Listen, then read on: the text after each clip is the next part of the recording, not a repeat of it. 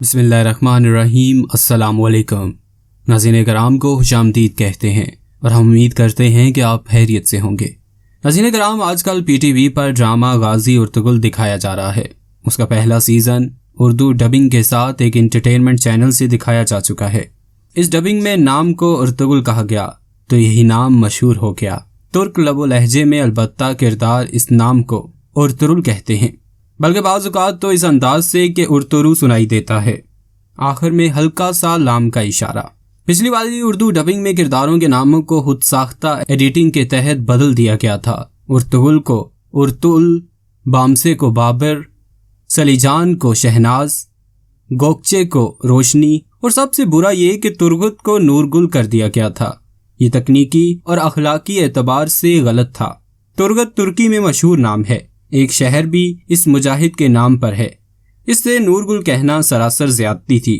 اسی طرح شہناز اور شاہینہ جیسے مقامی نام کیوں رکھے جائیں؟ پی ٹی وی نے اپنی ڈبنگ میں کم از کم یہ اچھا کام کیا کہ ناموں کو درست کر دیا۔ ارطغرل کے ہمارے جیسے مداحین کے اندازوں کے عین مطابق اس ڈرامے کے پی ٹی وی سے نشر ہونے سے تہلکہ مچ گیا ہے۔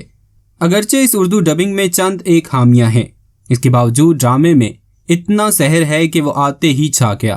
ایک فائدہ یہ ہوا کہ عام آدمی کو بھی پتہ چل گیا کہ اسے یوٹیوب پر کہاں دیکھا جا سکتا ہے۔ نوبت یہاں تک آ پہنچی ہے کہ کئی لوگ دھڑلے سے سوشل میڈیا پر پوسٹ لگا رہے ہیں کہ دنیا میں دو طرح کے لوگ ہیں، ایک وہ جو ارطغرل ڈرامہ دیکھ چکے ہیں، دوسرے جنہوں نے نہیں دیکھا۔ ارطغرل کی اس غیر معمولی مقبولیت بلکہ اسے پاکستانی سماج میں ان فیشن دیکھ کر ہمارے ہاں ایک ہلکا ٹھیک ٹھاک قسم کا مضطرب ہو چکا ہے، خاص طور پر جنہیں مذہب اور اہل مذہب سے خاص نوع کی بیزاری ہے، یا وہ دل و جان سے پاکستانی سماج کو سیکولر بنانے کے خواہاں ہیں۔ جب تک ہمارے ڈراموں میں اللہ رسول کا نام نہیں لیا جاتا تھا، کردار بسم اللہ کہنے کی زحمت نہیں کرتے تھے، بڑوں کا ادب یا کسی بڑے کو دیکھ کر السلام علیکم کہنے کا کوئی رواج نہیں تھا، تب تک اس حلقے کو ٹی وی ڈرامے پر کوئی اعتراض نہیں تھا۔ عشق ممنوع جیسے فضول موضوع پر بنے ترک ڈرامے نے پاکستان میں انٹرٹینمنٹ چینلز کی بلند ترین ریٹنگ حاصل کی، تب یہ معترض نہیں ہوئے۔ بولڈ موضوعات پر مبنی کئی اور ترک ڈرامے پاکستانی انٹرٹینمنٹ چینلوں پر چلے، بعض آج کل بھی نشر ہو رہے ہیں۔ اتنے بولڈ کے انتظامیہ کو بعض مناظر ایڈٹ کرنے پڑ جاتے ہیں، چند ایک کو دھندلا کرنا پڑتا ہے۔ اس کے باوجود ہمارے ان لبرلز سیکولر کیمپ کے لوگوں کو کبھی کسی ڈرامے پر اعتراض نہیں ہوا، نہ یہ خیال آیا کہ اس طرح غیر ملکی ڈرامہ پاکستان میں مقبول ہو جائے گا، ترک فنکار یہاں مقبولیت حاصل کر لیں گے تو مقامی ڈرامہ انڈسٹری کو نقصان ہوگا۔ یہ خیال کبھی کسی کو نہیں آیا۔ ڈرامہ ارطغرل نے چند ہفتوں میں ہی ان حلقوں کو یہ سب باتیں سمجھا دی ہیں۔ یہ خیال بھی آ گیا ہے کہ اس سے سماج میں شدت پسندی بڑھے گی۔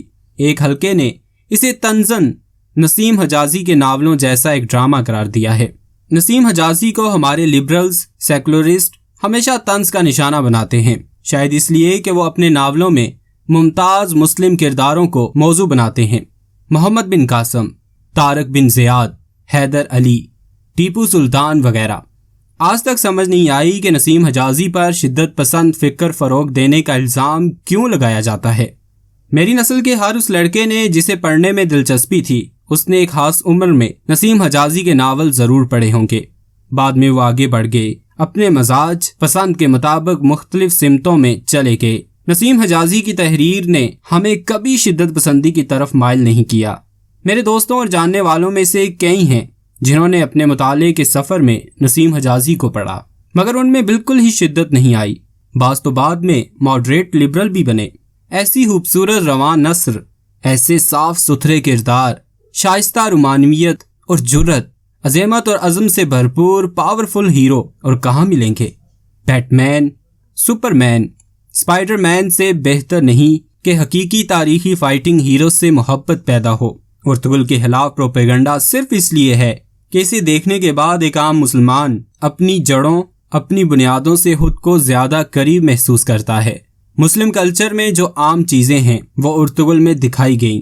ہمارے جیسے گھرانوں میں جس طرح بچوں کو ترغیب دی جاتی ہے کہ کھانے سے پہلے بلند آواز میں بسم اللہ پڑھو، ہر بڑے کام سے پہلے دعا مانگو، نماز پڑھو، اللہ پر یقین رکھو، مشکلات سے گھبراؤ نہیں، बल्कि अपनी पूरी कोशिश करके नतीजा अल्लाह पर छोड़ दो। दूसरे मुसलमानों का दुख दर्द महसूस करो और इसार से काम लेना सीखो, वगैरह वगैरह। ये तमाम झलकियां उर्तुगुल ड्रामे में नजर आती हैं। जो दिखाया गया वो सब फितरी और मंतकी है। कबायली रस्म रवाज में मेहमान नवाजी, शुजाअत, फ़याज़ी, सहावत और दलेरी से मुश्किलात का मुकाबला करना ही सिखाया जाता है। उर्तुगुल के ज़माने की तारीख पढ़ी जाए तो मालूम होता है कि सूफ़ी दरवेश शहर शहर, गांव, मुख्तलिफ कबीलों में घूमते फिरते थे। सफ़र ही उनका इल्म हासिल करने और इल्म बांटने का वसीला था। वो बतौर दाई दीन के मुख्तलिफ पहलुओं को फैलाते थे। शेख इब्नुल अरबी जैसे बड़े बुजुर्ग की उर्तुगुल से मुलाकात का तो दस्तावेजी सबूत तो मालूम नहीं है, मगर ये तारीख बताती है कि वो भी इस तरह घूमते और मुख्तलिफ तुर्क कबाइल में आते जाते रहते। शेख इब्नुल अरबी जिस नरमी और शफकत से सरदार ज़ादे उर्तुगुल की हिम्मत बंधाते, उसे समझाते हैं, वो देखने से ताल्लुक़ रखता है, दिल पिघलने लगता है। उर्तुगुल देखने वाला ये सब बातें लाशऊरी तौर पर नोट करता है। मेरा 7 साला बेटा अब्दुल्ला उर्तुगुल देखने के बाद से जब भी उसके सामने हमारे आका हजूर सल्लल्लाहु अलैहि वसल्लम का नाम आता है तो वो हमेशा अपना दायां हाथ सीने पर दिल की जगह रख कर एहतरामन सर झुका देता है। उर्तुगुल के वालिद सुलेमान शाह और पूरा तुर्क कबीला ऐसा ही करता है। उर्तुगुल के खिलाफ चलने वाली मुहिम के पसपर्दा ये फैक्टर हैं कि कहीं इस ड्रामे के जरिए आम आदमी अपनी मजहबी बुनियादों से ज्यादा करीब ना हो जाए, अपने मुस्लिम कल्चर पर नाज ना करने लगे। इसी मजहब बेजारी की एक और झलक पिछले हफ्ते राजा दाहिर के हक में चलने वाला सोशल मीडिया ट्रेंड है। एक मुनज़्ज़म प्लानिंग के तहत सिंधी कौम परस्त हलके ने राजा दाहिर हमारा कौमी हीरो है के नाम से ट्रेंड शुरू किया। इब्तिदा में तो लोगों ने इसे मजाक समझा, ज्यादा अहमियत नहीं दी। जब ट्रेंड बढ़ा तब जवाब में मोहम्मद बिन कासिम के लिए ट्रेंड शुरू हुआ, जो फितरी तौर पर राजा दाहिर के ट्रेंड से बहुत आगे बढ़ गया।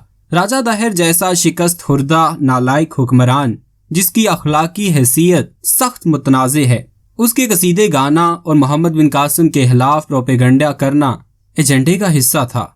कायदे आज़म का एक फिक्रा मशहूर है कि पाकिस्तान उसी दिन बन गया था जब मोहम्मद बिन कासिम सिंध आया। यही फिक्रा वो हंजर है जो आज भी कुछ लोगों के दिल में पैवस्त है। मसला मोहम्मद बिन कासिम नहीं, वो नौजवान सालार पावर पॉलिटिक्स का शिकार होकर अपने ही मुसलमान हुल्फा के सितम का निशाना बन गया। इन सब का मसला इस्लाम, नजरिया पाकिस्तान और मुस्लिम कल्चर है। इसके लिए दानिस्ता तारीखी मुताले पैदा किए जाते हैं। ये फसाना के सादात के कुछ लोगों को राजा दाहिर ने पनाह दी थी, इसीलिए बनु उमैया के हुल्फा ने फौज भेजी। ये बिल्कुल गलत किस्सा है, इसके किसी भी किस्म के तारीखी शवाहिद मौजूद नहीं। GM सैयद ने अपनी किताब में दानिस्ता ये गलत वाकया लिखा कि इनकी थ्योरी को इससे सपोर्ट मिलती थी। धरतीवासी बाहर से आने वाले हमलावर की तकरार भी गलत और बेबुनियाद है। तारीख हमें ये बताती है कि यहाँ बेशतर कबाइल अक़वाम बाहर से आई। फर्क सिर्फ वक्त का है, कोई 2000 साल पहले आया, कोई 1000 साल और कोई 400-500 साल पहले। पाकिस्तान बल्कि हिंदुस्तान की बेशतर अक़वाम आर्यां होने के दावेदार हैं। आर्यंस बाहर से ही आए थे। मकामी हिंदुस्तान को तो उन्होंने साउथ इंडिया में धकेल दिया। मुमकिन है सिंध के कोली भेल कबाइल मकामी हो, मगर इनके सिंध में क्या हैसियत है? जब सब ही बाहर से आए तो कौन धरतीवासी, कौन हमलावर? साहिबो, तारीख के सफर में बहुत कुछ पीछे रह गया है। हम आज जिस दुनिया में जिंदा हैं, इसके अपने मसाइल इंतहाई गंभीर हैं। कोरोना, पोस्ट कोरोना दुनिया में न जाने कौन बेचता है कौन नहीं। आज के चैलेंजेस की तरफ तवज्जो मरकूज करनी चाहिए। हमारा आज ही आने वाला कल बनेगा। उर्तुगुल जैसे ड्रामों से सीखा ये सबक हमारे काम आ सकता है कि मसाइब के पहाड़ टूट पड़े तब भी हौसला हारने की बजाय लड़ा जाए। अपनी तरफ से पूरी कोशिश के बाद रब ताला से मदद मांगी जाए और नतीजा उस पर छोड़ दिया जाए। कोरोना और पोस्ट कोरोना दुनिया के लिए हम जैसों का यही वजीफा होना चाहिए। प्यारे दोस्तों, हम उम्मीद करते हैं कि आपको हमारी आज की ये वीडियो ज़रूर पसंद आई होगी। अगर आपको ये वीडियो अच्छी लगी है तो आप इसे सोशल मीडिया पर शेयर कर सकते हैं ताकि आपके दोस्त अहबाब की भी बेहतर तौर पर रहनुमाई हो सके। हमारे चैनल को इसी तरह देखते रहिए। हम फिर हाजिर होंगे एक नए उन्वान के साथ। अपना बहुत सा ख्याल रखिएगा।